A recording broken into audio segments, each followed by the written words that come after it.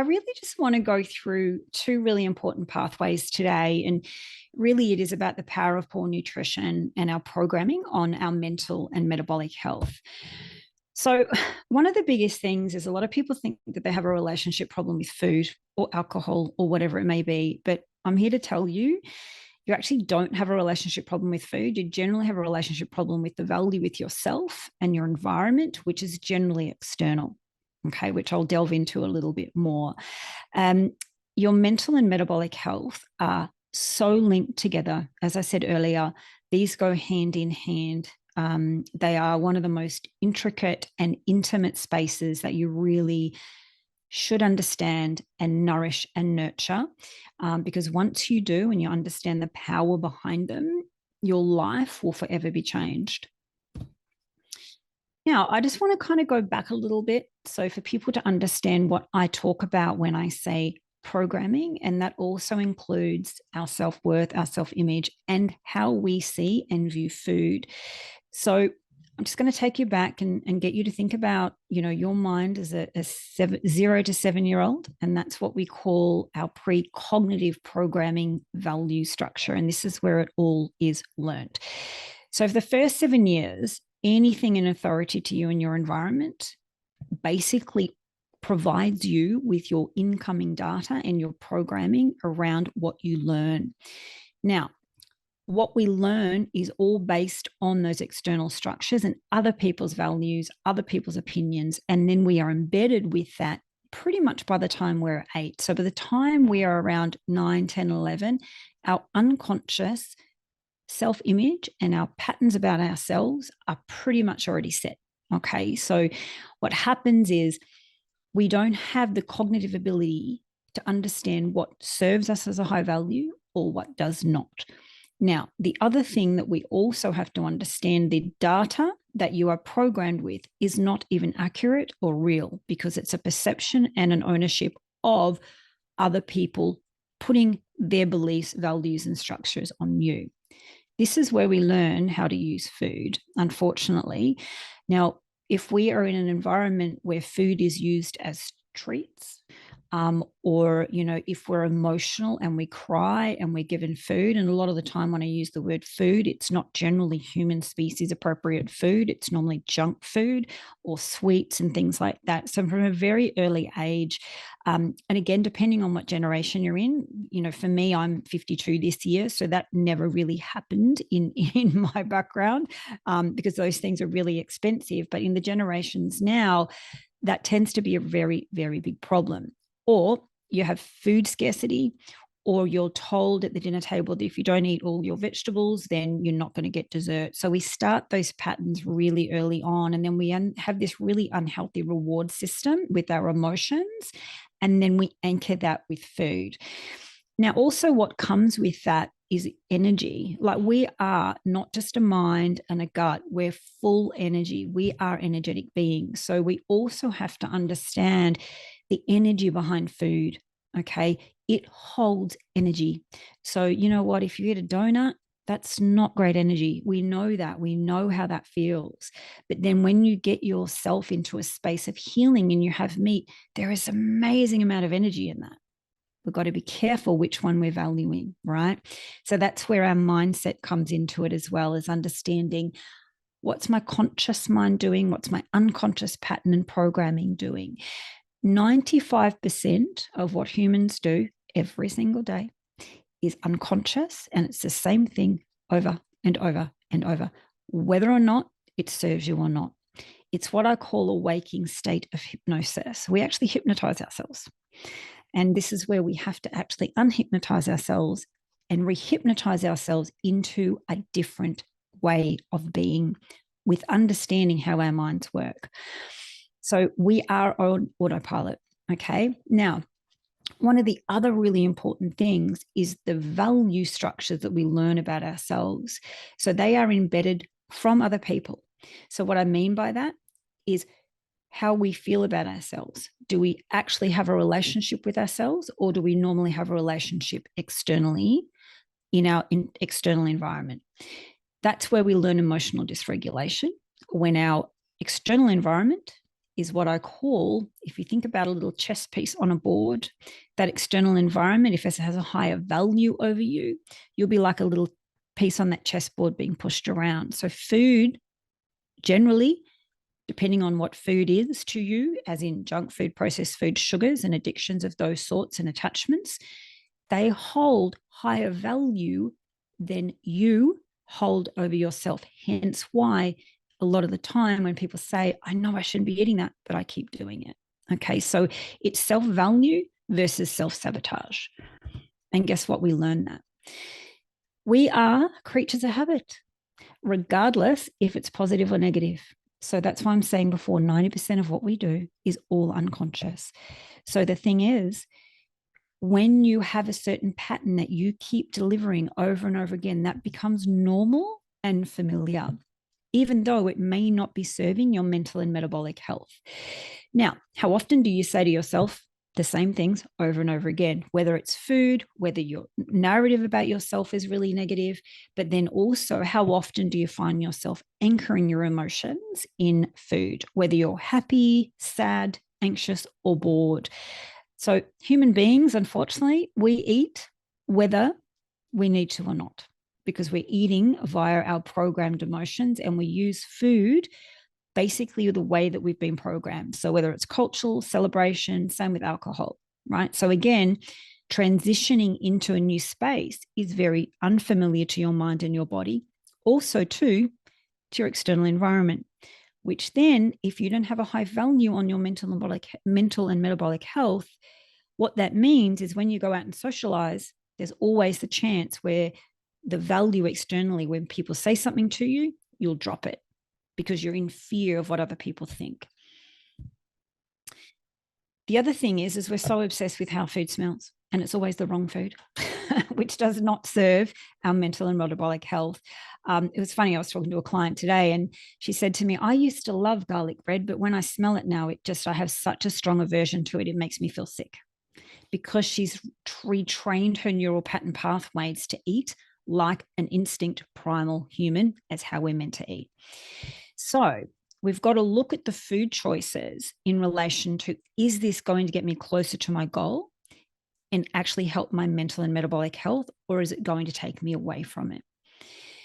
And we also spend too much time and money worrying about the temporary pleasure that sugars and processed foods actually have instantly on our taste buds. But what we forget to learn is the impact that it has on our mood and our emotional dysregulation. So the thing is, there's a pain pleasure response that happens in our brains. So what we believe is pleasure in eating something that we know is junk food and holds absolutely no nutritional human value, there's actually pain linked to that underneath, right? So this is why we think that when we're eating in pleasure, we're actually feeding pain. And that's when the loop goes around and around and around. Also, what that loop does, it also replenishes your ability in your gut to make the right neurotransmitters that you need. So things like tryptophan, serotonin, dopamine. So all of those ones there are literally made in your gut.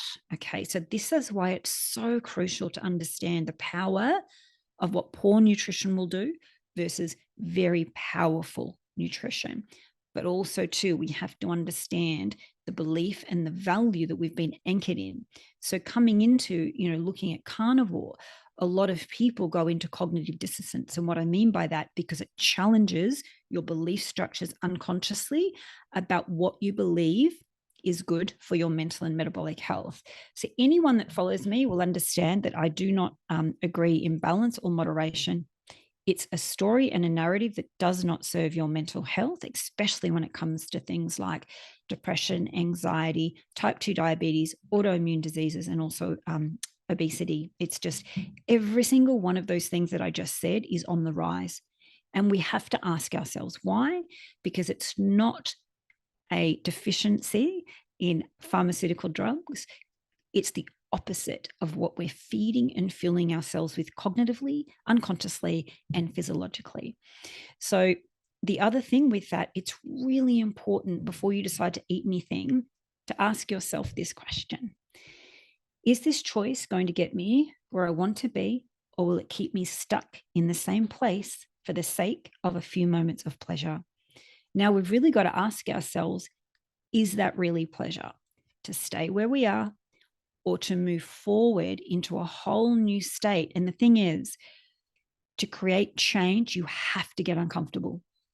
And guess what? Humans don't like being uncomfortable. And guess what?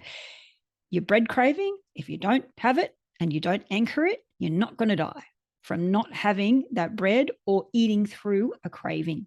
Okay. So there's other things too that if anyone wants to ask me about those kind of patterns and what I do with clients that have got those patterns, just let me know at the end. Now, this is really important. 95% of individuals in the world don't like who they are or how they are. Now, majority of the time, it's because, again, we'll go back to our value structures around externally loving, respecting. Happiness is outside of ourselves. So if, someone doesn't make us happy, then our life is not great. We really have to understand that this all comes back to getting very conscious in our own choices and understanding that your mental and metabolic health must not be up for negotiation with anything outside of you. Partner, anything, I don't care. It must not be up for negotiation because you must come first and you must build up that value to then create the right internal environment for you. The other reason why we get stuck a lot of the time, especially with our mental health, because we believe and we've been told that we have to manage anxiety, depression, autoimmune by managing the symptoms. It's just a Band-Aid. So what we need to do is understand, well, hold on, how much am I actually thinking about myself and what I need versus what I believe other people are thinking? Because I tell you right now, what you think other people are thinking is not what they're thinking because you're thinking about you and they're thinking about them, right? So we have this loop that goes around that really stops us from creating amazing new patterns to live the life that we want to live. Now, as we said before, humans love comfort zones. So this is where when you're transitioning into, say, a carnivore way of eating, this rocks your comfort zone. You're absolutely going to get very uncomfortable and it's unfamiliar, but there's power in that. You must be in the unfamiliar to be able to make changes. And when I mentioned cravings before, I talk about three. There's psychological, there's biological, and there's also heart emotional cravings. You can be in a loop of them the whole time, but unless you know which is which, it'll keep you in the same pattern. However, when you start to feed yourself the right appropriate nutrition, most of the psychology ones will actually start to lessen. The ruminating starts to lessen. Your gut gets better. You don't have bloating. You feel energetic. So those all start to change. Now, the other thing, when we use the word diet or anything like that, willpower or white knuckling does not work. You have to understand that you must put nutrition and a carnivore way of eating as a high priority value to serve your mental and metabolic health. Okay, which I know that sounds pretty obvious because a lot of people would think, well, of course I value my mental health. But then when we look at deeper root cause patterns and then the behaviors of food that are showing up, it's in contrast. So that's where that cognitive dissonance will come in. Emotional dysregulation versus emotional regulation. So when you're actually emotionally dysregulated, you're at the mercy of your environment and your programming and what is balanced or moderated nutrition, which we know, again, nutrition in inverted commas is generally not what we're eating. When you are in emotional dysregulation, you will always be triggered by your external environment. When someone says something like, oh my God, you're on another diet or whatever you're doing, that then causes you emotional dysregulation because your value is outside of yourself. To bring that internally, this is where we must look at the mental metabolic feed structure, both psychologically-wise and what you put in your mouth, what you listen to, and what you watch. That then becomes emotional regulation. So the more that you feed and fuel yourself, you become more grounded. Your body creates the right neurotransmitters that calm you, which we call the Carnivore Zen. Not sure if anyone's heard of that, but it's true. Now, your comfort zone will either slowly take your mental and metabolic health down, or it can do the opposite. Get really uncomfortable and just understand how powerful you are as a human being when you actually understand why you're doing what you're doing. There's always got to be a why. Make sure that you're not using food to push your body to lose weight or to do anything other than to heal. All of that is a side effect. But you must understand, what is the value within myself? Do I love myself? Do I respect myself? Do I honor myself? Do I listen to myself? You probably do that with everyone else, but do you do it with you? All my clients, when I've ever done this question, they're like, nope, I don't do any of those for me. That's where the gap is. That's an emotional void. And we then fill it with food, which then exacerbates our mental health. Oh, next. Oh, where's my little... Oh, it's frozen. What's going on here? Oh, there we go. Now, one thing is that we're drawn to do the same things over and over again because, again, we don't like being in resistance, right? So if we have the same habits day in, day out, we condition ourselves. So it comes back to, if you're conditioning yourself and you're in a waking state of hypnosis every single day by doing the same thing over and over and over, that gets you the same result, right? So your mind is a series of data. You have the same data, you create the same evidence. What we have to do is change the data to create new evidence, okay? So it's literally like understanding that you must choose a new driving route to start putting your mental and metabolic health in a state of optimal choice. And how to do that is to understand the very powerful connection of what meat does, the nutrition behind meat, and the power that it has for the neurotransmitters to be created. So whenever you eat something, you're either depleting them and you're causing chaos, or you're actually causing calm and replenishing them, okay? Which then, in the 100 billion neural pathways that we own as a human being, the more that you choose that energy then becomes strong. Because when you first start to change something, the energy behind it is really small, right? Because we're so used to embedding the same patterns and behaviors, which then create energy. So the same energy, but it's not serving you, okay? So the most dominant thoughts also about yourself and how you speak to yourself, and I don't even care if it's out loud, even if you're whispering it to yourself, that plays a huge part in how you align your mental and metabolic health structure so that your new thoughts then become dominant. But to get new neural pathways happening, you must be able to choose food and nutrition that's going to serve you at that root cause level. So this is the best way to kind of look, as I said earlier, as a prescriptive nutritional therapy. Now, the understanding of why we create unhealthy patterns is, again, because they're in a comfort zone and you're consciously doing them all the time because your brain and your mind has not been given an alternative route just yet, right? So every single time you participate in an unhealthy pattern, you strengthen it.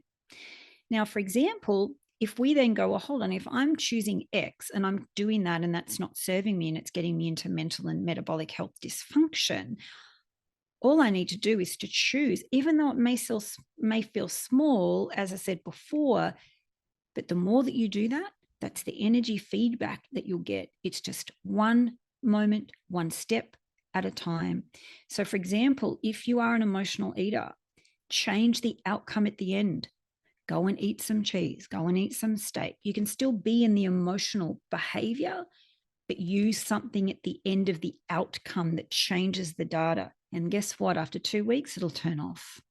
It's amazing. But you just have to be valuing you to make that choice, okay? Which again is uncomfortable because, again, do we love ourselves? And even as I say that, people may get a bit of reaction in their tummy or they may feel weird me saying that.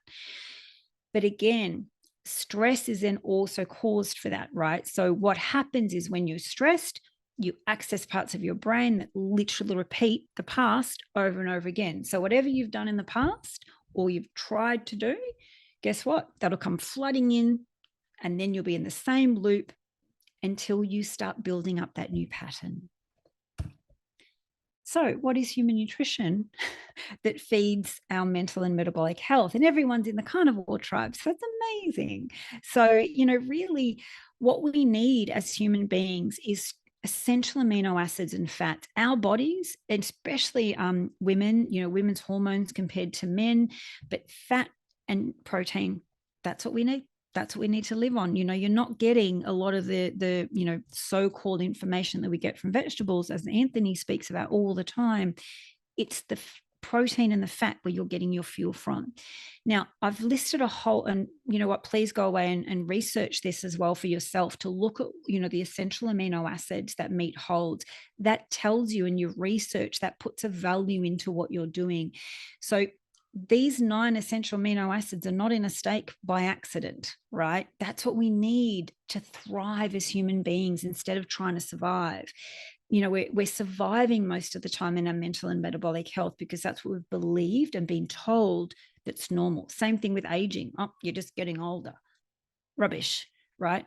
So we have to understand that when we look at anxiety, depression, even schizoid disorders, there is so much research out there to understand cancers. They are all linked back to hyperprocessed foods, sugars, and also to the patterns of behaviors that we create, okay? Because we don't have a value with ourselves. They will make your life chaotic or calm. And toxic inflammation, again, the brain, depression, it's inflammation.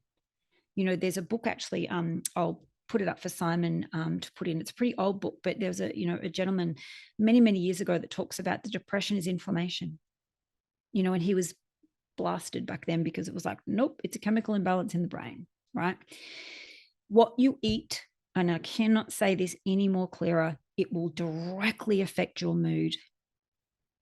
It just does, okay? Because we know if we have a big bowl of pasta, what do we want to do 2 hours later? We want to sleep, or we get angry, or we get agitated. So many different, again, everyone on this call is unique. So you're going to have your own unique set of structures in your gut with where we've been. So if we've been eating a very hyper-processed diet for 20, 30 years, it's going to take time for your body to heal. So don't put pressure on your body. But if you do it, with human proper nutrition, it will work wonders for you, and you will never, ever understand why what you thought was normal of how you felt will be worlds apart. And it just gets better and better and better. So really what we should be doing is making sure that our mental health, again, if you're shopping in the middle aisles of the supermarket, you're malnourished. And if you're using anything that has 2 or more ingredients, that's then not going to serve your mental and metabolic health. Today I watched a video with McDonald's chips. There's 19 ingredients in them. Like, honestly, blows my mind. And then we wonder why we also get influxes of ADHD and all of these things. We've got to go, I wonder why. And not even taking into consideration blue light, no sun. That's a whole nother area, which I really, again, implement in a part of my mental health work.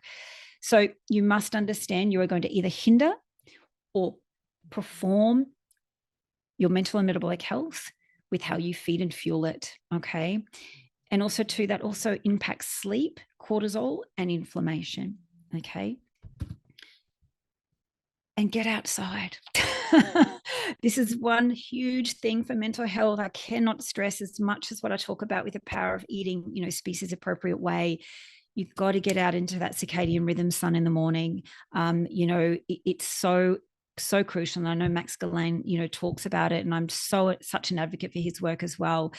I don't care if you walk, sit, it doesn't matter, but we need that as well. So, if you think about, as I said before, energy, food is energy. It holds energy. Then it impacts our energy. Sun holds energy. Okay.